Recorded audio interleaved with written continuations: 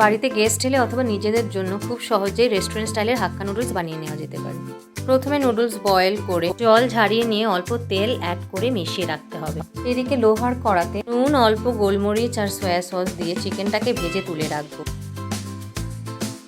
এবার সেম কড়াতে 4টে ডিম নিয়ে ভালো করে ভুর্জি করে তুলে রাখতে হবে।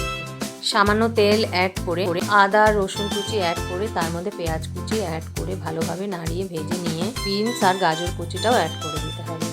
এবার টুকরো করে কেটে নেওয়া মাশরুম আর অল্প নুন দিয়ে আরেকটু ভেজে নিতে হবে। সবজিগুলো একটু ভাজা ভাজা হয়ে গেলে এর মধ্যে ক্যাপসিকাম অ্যাড করে দিতে হবে। সব সবজিগুলো কিছুক্ষণ ভেজে নিয়ে এর মধ্যে অল্প soy sauce, red chilli sauce, green chilli sauce যা অ্যাভেলেবেল আছে তা অ্যাড করে অল্প নুন অ্যাড করে ভেজে রাখা চিকেন আর ডিমটাকে অ্যাড করে দিয়ে ভালোভাবে নাড়িয়ে বয়েল করে রাখা নুডলসগুলো দিয়ে ভালো করে মিশিয়ে নিতে হবে। সসের টক ভাবটাকে ব্যালেন্স করার জন্য অল্প চিনি আর গোলমরিচ দিয়ে 1 মিনিট কুক করলেই আমার রেস্টুরেন্ট স্টাইলের হাক্কা নুডলস রেডি।